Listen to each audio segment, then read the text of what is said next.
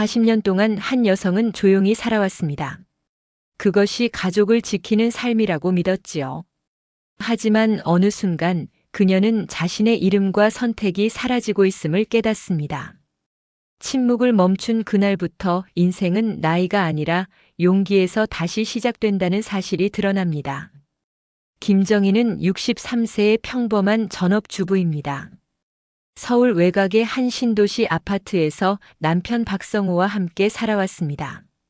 결혼한 지 40년이 되었지만 그녀의 하루는 언제나 남편 중심으로 돌아갔습니다. 정희의 선택이나 욕망은 늘 뒤로 밀려 있었습니다. 성호는 은퇴 후 집에 있는 시간이 많아지면서 정희의 삶에 간섭하기 시작했습니다. 그 나이에 무슨 약속이야? 집에 있을 사람이 왜 나가? 와 같은 말은 이제 일상적인 대화가 되었습니다. 정희는 이러한 상황이 학대라고 인식하지 못했습니다. 그녀에게 이것은 그저 한국 사회에서 흔히 볼 수 있는 부부 사이의 모습이었기 때문입니다. 정희의 마음속에는 설명할 수 없는 답답함과 공허함이 쌓여갔습니다. 그녀는 매일 아침 일어나 남편을 위해 아침을 준비하고 집안일을 하며 하루를 보냈습니다. 그러나 그 안에서 자신을 잃어버린 듯한 느낌이 강해졌습니다. 나는 누구인가? 라는 질문은 그녀의 머릿속을 떠나지 않았습니다. 주말이면 성우와 함께 동네를 산책하기도 했습니다. 하지만 그때조차도 성우는 정희에게 가벼운 대화를 요구하기보다는 자신의 이야기를 늘어놓는 경우가 많았습니다. 정희는 그저 고개를 끄덕이며 듣는 것이 전부였습니다. 그래, 그렇지. 라는 말이 그녀의 입에서 자주 나왔습니다. 하지만 그 말은 곧 그녀의 진짜 목소리가 되지 못했습니다. 시간이 흐르면서 정희는 주변 친구들조차 만나는 것이 두려워졌습니다. 그들은 그녀의 삶을 이해할 수 없을 것 같았고 성호의 간섭이 두려웠기 때문입니다. 어차피 이야기해봤자 성호가 뭐라 할 텐데. 라는 생각이 그녀의 마음을 짓눌렀습니다. 그런 상황 속에서 정희는 점점 더 외로워졌습니다. 어느 날 정희는 아파트 베란다에 앉아 창밖을 바라보았습니다. 하늘은 맑고 푸르렀지만 그녀의 마음은 칙칙했습니다. 이렇게 살아도 되는 건가? 라는 질문이 다시금 떠올랐습니다. 행동을 하지 않으면 상황이 변하지 않을 것이라는 생각이 스쳤습니다. 그 순간 그녀의 전화가 울렸습니다. 언니의 전화를 받으며 정희는 잠시 마음의 무게를 덜어볼 수 있었습니다. 언니, 나 요즘 좀 힘들어. 라는 말이 저절로 나왔습니다. 그러나 곧 이어지는 언니의 걱정스러운 목소리에 정희는 다시 침묵을 선택했습니다. 괜찮아, 그냥 넘길 수 있어. 정희는 그날 한 가지 결심을 했습니다. 그녀의 삶은 이제 더 이상 남편의 그림자 속에서 지내서는 안 된다는 것이었습니다. 하지만 그 결심은 그녀에게 어떤 변화를 가져올지는 아직 알 수 없었습니다. 앞으로 그녀에게 어떤 사건이 기다리고 있을지 그저 조용히 마음속에 불꽃을 키워가고 있었습니다. 정희는 언니와의 점심 약속을 기다리며 가슴이 두근거렸습니다. 40년 만에 처음으로 느껴보는 설렘이었습니다. 평소와는 다른 작은 변화가 시작될 것만 같은 기분이었습니다. 그러나 그 순간 성호가 문을 열고 들어왔습니다. 어디 가는 거야? 성호는 정희를 바라보며 물었습니다. 그의 표정에는 의심이 가득했습니다. 언니랑 점심 약속이 있어요. 정희는 힘을 주어 대답했습니다. 그런 약속은 필요 없어. 집에 있어야지. 성호의 목소리는 단호했습니다. 정희는 순간 주저했습니다. 하지만 나는 가고 싶어요. 뭐? 그 나이에 무슨 약속이냐? 성호는 비아냥거리며 대꾸했습니다. 정희는 그 말에 가슴이 철렁 내려앉았습니다. 평생을 성호의 말에 순응해온 자신이 부끄러웠습니다. 그러나 이번에는 달랐습니다. 나는 갈 거예요.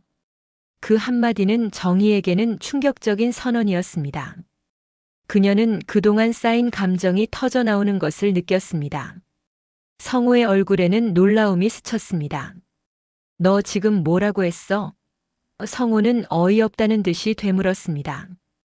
갈 거라고 했어요. 언니랑 약속했어요. 정희는 자신의 목소리가 떨리는 것을 느꼈습니다. 하지만 그녀는 더 이상 물러설 수 없었습니다. 이런 거 가지고 나가겠다고. 너는 집에 있는 게 더 좋은 줄 알아. 성우는 목소리를 높였습니다. 너는 항상 내가 해주는 걸 당연히 여기지 않았어? 정희는 마음속에서 부글부글 끓어오르는 감정을 억누르며 말했다. 그렇게 생각하지 않아요. 나도 내 마음이 있어요. 성우는 정희의 말을 듣고 한숨을 내쉬었습니다. 너는 나를 배신한 거야. 내가 너를 얼마나 아끼는데. 정희는 그 말에 마음이 아팠지만 이제는 더 이상 그에게 휘둘리고 싶지 않았습니다. 배신이 아니에요. 나도 내 삶이 필요해요. 성우는 정희의 대답에 무시하듯 돌아섰습니다. 좋아, 가고 싶으면 가. 하지만 내가 너를 어떻게 생각할지 알아. 정희는 성우의 차가운 시선을 뚫고 나가고 싶었습니다. 그녀는 언니와의 약속을 지키기 위해 집을 나섰습니다. 그러나 그 길은 그리 쉽지 않았습니다. 점심 약속이 끝난 후 정희는 언니와의 대화 속에서 위안을 찾았습니다. 언니, 나 요즘 성우와 갈등이 심해. 정희는 솔직하게 털어놓았습니다. 정희야, 내 삶이 중요해. 그렇게 살아서는 안 돼. 언니는 진지한 표정으로 말했습니다. 정희는 언니의 말에 마음이 따뜻해졌습니다. 그러나 집으로 돌아가는 길은 묵직한 부담으로 가득 차 있었습니다. 성우가 어떤 반응을 보일지 불안한 마음이 들었습니다. 집에 도착하자마자 성우의 얼굴이 보였습니다. 너 나갔구나. 그의 목소리에는 분노가 섞여 있었습니다. 네, 약속이 있어서 나갔어요. 정희는 떨리는 목소리로 대답했습니다. 말도 안 되는 소리 하지 마. 나가면서 내 허락도 받지 않았잖아. 성우는 정희를 노려보았습니다. 정희는 더 이상 물러설 수 없다는 생각이 들었습니다. 내가 나가고 싶었다고요. 그게 잘못인가요? 잘못이냐고? 그럼 나를 무시해도 되냐? 성우는 분노를 쏟아냈습니다. 정희는 그가 자신을 어떻게 생각하는지 알 것 같았습니다. 나는 더 이상 이렇게 살 수 없어요. 성우는 잠시 침묵했습니다. 그러나 그의 표정은 여전히 굳어 있었습니다. 정희는 그런 그의 모습을 보고 마음속에 더욱 깊은 고민이 자리 잡았습니다. 이런 상황이 계속된다면 나는 어떻게 될까? 이제 정희는 자신의 삶을 찾기 위한 결심을 다시 다졌습니다. 더 이상 성우의 통제 속에 갇혀 살지 않겠다고. 그리고 그녀의 마음속에는 작은 희망의 불꽃이 피어나기 시작했습니다. 다음 장에서는 이 결심이 어떻게 이어질지 궁금해졌습니다. 정희는 성우와의 갈등이 깊어짐에 따라 불안한 마음을 갖게 되었습니다. 그날 이후로 성우는 더욱 차가워졌고 집안의 분위기는 무거워졌습니다. 정희는 매일 아침 일어나 성우의 시선을 피하며 조용히 집안일을 하는데 집중했습니다. 그러나 그런 일상 속에서도 그녀의 마음속에선 갈등이 끊이지 않았습니다. 어느 날 성우가 거실에 앉아 신문을 읽고 있을 때 정희는 조심스럽게 그에게 말을 걸었습니다. 성우 씨, 우리가 좀 이야기할 수 있을까요? 성우는 신문을 내려놓지 않고 대답했습니다. 무슨 이야기를 하겠다는 거야? 내가 나가서 뭐 했는지 얘기할 건가? 정희는 그 말에 가슴이 철렁했습니다. 아니요. 그런 건 아니고 우리 관계에 대해 이야기하고 싶어요. 관계? 그런 건 나한테 필요 없어. 너는 내 말을 듣지 않잖아. 성우는 정희를 쏘아보며 말했습니다. 그의 눈빛은 냉정했습니다. 정희는 그 시선에 움츠러들며 말했다. 나는 그냥 서로 이해하고 싶을 뿐이에요. 이해? 너는 나를 어떻게 이해할 수 있다고 생각해? 내가 내 말을 무시한 건 잊었어? 성우의 목소리는 점차 높아졌습니다. 정희는 말문이 막혔습니다. 성우의 분노가 그녀의 마음을 날카롭게 찔렀습니다. 그렇게 생각하지 않아요. 나도 내 마음이 있어요. 정희는 조심스럽게 대답했습니다. 너의 마음? 그런 것 때문에 집안이 어지러워지면 어떻게 하겠어? 성우는 손끝으로 신문을 찌르며 불만을 드러냈습니다. 정희는 성우의 반응에 실망했습니다. 이런 식으로는 아무것도 해결되지 않아요.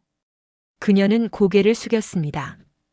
일상이 계속되면서 정희는 더욱 두려워지기 시작했습니다. 성우는 주변 사람들에게 정희의 변화를 이야기하며 그녀를 고립시키려 했습니다. 요즘 정희가 이상해. 기억력도 떨어진 것 같아. 성우의 말은 곧 이웃들에게 전해졌고 정희는 그저 귀찮은 존재가 되어갔습니다. 정희는 그 상황을 어떻게 해야 할지 고민했습니다. 그녀는 변호사 이수연에게 상담을 받기로 결심했습니다. 이수연은 정희의 이야기를 조용히 듣고 그녀에게 모든 행동을 기록하라고 조언했습니다. 정희 씨, 당신의 판단력을 증명할 수 있는 자료가 필요해요. 이수연의 말은 정희에게 힘이 되었습니다. 하지만 그 말이 결과적으로 그녀를 더 두렵게 만들었습니다. 그런데 정말로 내가 이렇게 해야 하나요? 정희는 불안한 마음을 감추지 못했습니다. 정희는 다시 집으로 돌아왔습니다. 성우가 기다리고 있는 집, 그곳에서 자신이 어떤 상황에 처해 있는지를 깨달았습니다. 이제는 내 삶이 아니야. 그런 생각이 그녀의 머릿속을 가득 채웠습니다. 어느 날 정희는 성우와의 대화를 시도했습니다. 성우 씨, 요즘 내가 이렇게 힘들어하는 걸 모르겠어요? 성우는 고개를 돌리며 대답했습니다. 너는 나를 힘들게 하는 사람이지. 너의 감정은 내게 중요하지 않아. 정희는 그 말에 참담함을 느꼈습니다. 그럼 나는 어떻게 해야 할까요? 이렇게 지내는 게 옳은 건가요? 내가 원하는 대로 하지 않는 한 너는 나에게 아무런 의미가 없어. 성우는 단호하게 대답했습니다. 정희는 그가 이렇게까지 차갑게 변할 줄은 몰랐습니다. 그녀는 성우의 말에 더 이상 대답할 수 없었습니다. 절망감이 휘몰아쳤습니다. 이 위기를 어떻게 극복할까? 라는 질문이 마음속에서 계속 맴돌았습니다. 정희는 혼자서 베란다에 서서 깊은 숨을 내쉬었습니다. 그녀의 마음속에는 희망의 단서가 하나 떠올랐습니다. 나는 더 이상 이렇게 살 수 없어. 그 결심은 그녀에게 작지만 중요한 힘이 되었습니다. 이제 정희는 다시 한번 자신을 되찾기 위해 싸워야겠다는 다짐을 하게 되었습니다. 그녀의 마음속에서 희망의 불씨가 다시 살아났습니다. 다음 장에서는 그녀가 어떻게 이 위기를 극복해 나갈지 기대감을 갖게 했습니다. 정희는 밤마다 같은 생각을 했습니다. 내가 틀린 걸까요? 내가 정말 이상해진 걸까요? 성우가 던진 말들이 머릿속에서 반복되었지요. 기억력이 떨어진 것 같다는 말이었어요. 요즘 판단이 흐려졌다는 말이었지요. 정희는 그 말들을 부정하지 못했습니다. 반박할 근거가 없다고 느꼈기 때문입니다. 법정에 서는 날이 가까워질수록 말수는 줄었습니다. 표정은 점점 굳어갔지요. 말 한마디, 고개 끄덕임 하나가 모든 판단이 될 것 같았습니다. 성우는 여전히 침착했습니다. 차분했고 친절해 보이기까지 했지요. 그 태도가 정희를 더 위축시켰습니다. 변호사 이수연은 단호하게 말했습니다. 감정으로 가면 집니다. 느낌 말고 기록이 필요합니다. 정희는 그날부터 휴대폰을 열었습니다. 통화 시간과 문자 내용, 방문 날짜를 적기 시작했지요.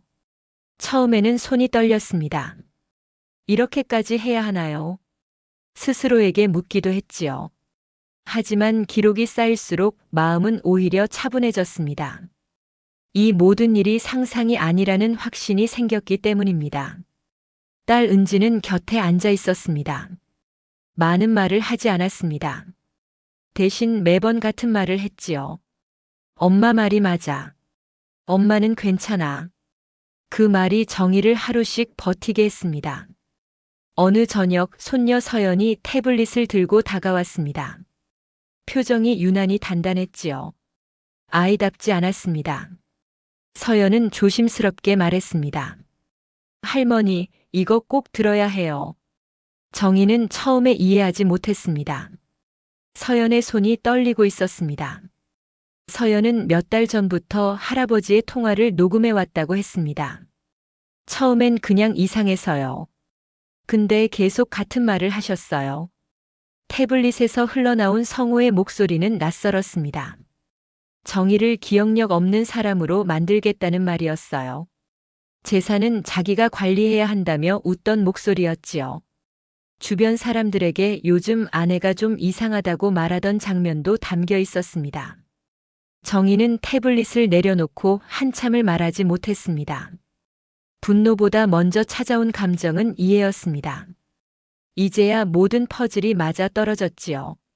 정희는 천천히 말했습니다. 미안하다, 서연아.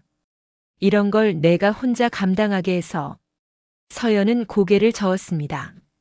할머니가 나 지켜줬잖아요. 이번엔 제가 할머니 지킬 차례예요. 그 말에 정희의 눈이 젖었습니다. 그 순간 정희는 혼자가 아니었습니다. 딸과 손녀 그리고 변호사가 같은 편에 서 있었습니다. 작지만 단단한 연대였지요. 법정에서 판사는 정희를 바라보며 말했습니다. 인지검사를 받아보는 게 어떻겠습니까? 공기가 순간 멈춘 것 같았습니다. 그때 서연이 자리에서 일어났습니다. 아이의 목소리는 크지 않았습니다. 하지만 흔들리지 않았지요. 이건 할머니 문제가 아닙니다. 할아버지의 말과 행동입니다. 녹음이 재생되는 동안 정희는 고개를 들고 있었습니다. 더 이상 숨지 않았습니다. 더 이상 침묵하지도 않았지요. 판사의 표정이 변했습니다. 질문의 방향이 달라졌습니다. 정희는 처음으로 느꼈습니다. 법이 그리고 사람이 자기 편이 될 수 있다는 것을요. 법정을 나서며 정희는 숨을 깊게 들이마셨습니다. 아직 끝은 아니었습니다. 하지만 분명한 시작이었지요. 서연이 손을 잡으며 말했습니다. 할머니, 이제 괜찮아질 거예요. 정희는 미소를 지었습니다.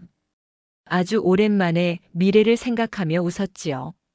정희의 하루는 조용해졌습니다. 소란도 없고 긴장도 없었습니다.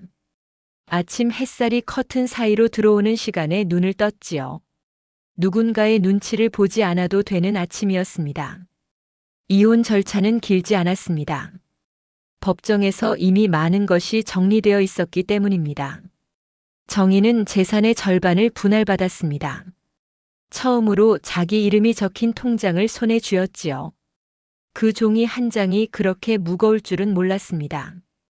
작은 빌라 한 채를 계약하던 날, 정희는 오래전 기억을 떠올렸습니다. 젊은 시절 간호조무사 일을 그만두던 날이었지요. 집에 있는 게 더 낫다는 말에 고개를 끄덕였던 자신이 생각났습니다. 그 선택이 잘못이었다고 말하고 싶지는 않았습니다. 다만 너무 오래 자신을 밀어두었다는 건 알 수 있었습니다. 집 한쪽 방을 비워두었습니다. 책상 하나와 창가 그리고 물감 상자. 젊을 때 좋아했던 수채화를 다시 꺼냈지요. 붓을 잡은 손은 서툴렀지만 마음은 안정되어 있었습니다. 잘 그리려 하지 않았습니다.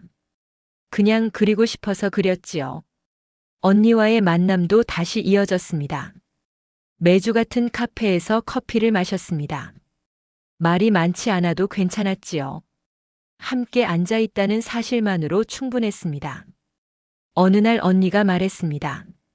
늦었지만 잘 왔다. 정희는 그 말에 고개를 끄덕였습니다. 응, 나 이제 좀 나같아. 딸 은지는 자주 오지 않았습니다. 일부러 거리를 지켜줬지요. 대신 올 때마다 꼭 말했습니다. 엄마 혼자여도 외롭지 않아 보여. 정희는 웃으며 대답했습니다. 이상하지. 나도 그게 신기해. 서연은 방학마다 찾아왔습니다. 같이 저녁을 만들고 설거지를 나눴습니다. 어느 날 서연이 말했습니다. 할머니, 나 법 쪽 공부해 볼까 해. 정희는 놀라지 않았습니다. 이미 알고 있었지요. 왜? 라고 묻자 서연은 잠시 생각하다 말했습니다. 사람을 지켜주는 어른이 되고 싶어서.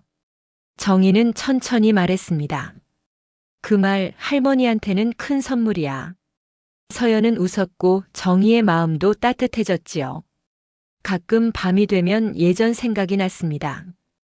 왜 더 일찍 말하지 못했을까? 왜 그렇게 오래 참았을까? 하지만 정희는 자신을 다그치지 않았습니다. 그 시간도 그 침묵도 살아내기 위한 방식이었다는 걸 이제는 알았기 때문입니다. 정희는 깨달았습니다. 인생은 다시 시작하는 게 아니라 자기 이름을 되찾는 과정이라는 것을요. 누군가의 아내가 아니라 누군가의 엄마 이전에 그냥 김정희로 살아가는 것. 창가에 놓인 그림이 말라가고 있었습니다. 색은 번지지 않았고 형태도 단정했습니다. 정희는 그 그림을 바라보며 생각했지요. 이제는 흔들리지 않아도 된다고. 지금의 속도로 지금의 마음으로 충분하다고요. 밖에서는 아이들 웃음소리가 들렸습니다. 정희는 창문을 열고 숨을 깊게 들이마셨습니다. 조용하지만 단단한 삶이 이제 막 자리를 잡고 있었습니다.